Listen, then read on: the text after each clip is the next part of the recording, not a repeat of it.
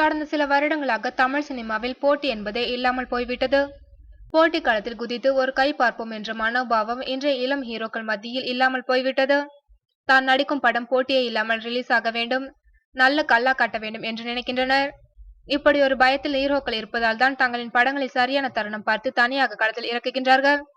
போட்டிக்கு படங்கள் இல்லாததால் வசூல் வெற்றியை அறுவடை செய்து வருகின்றனர். இதற்கு முன்னணி நட்சத்திரங்களான ரஜினி, கமல், அஜித், விஜய், சூர்யா, விக்ரம் ஆகியோரும் கூட விதிவிலக்கில்லை.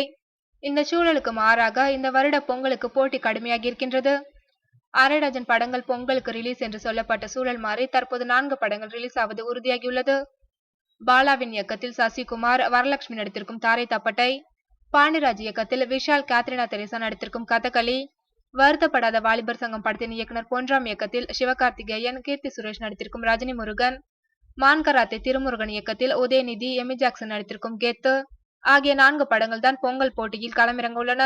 பொங்கல் ரிலீஸ் பட்டியலில் இருந்த அரண்மனை 2 படம் சில வாரங்கள் தள்ளி வைக்கப்பட்டுள்ளது. பொங்கலுக்கு உறுதி செய்யப்பட்டுள்ள இந்த 4 படங்களுக்கு தியேட்டர்களை பிடிப்பதில் தற்போது கடும் போட்டி நிலவி வருகின்றதா. தமிழ்நாட்டில் உள்ள தியேட்டர்களில் சுமார் 800 தியேட்டர்கள் தான் ரிலீஸ் செய்யும் தகுதி படைத்த தியேட்டர்கள். ஆனாலும் கடும் போட்டி காரணமாக இந்த 4 படங்களுக்காக கிட்டத்தட்ட 900 தியேட்டர்கள் பிளாக் செய்து வைக்கப்பட்டிருக்கின்றதா.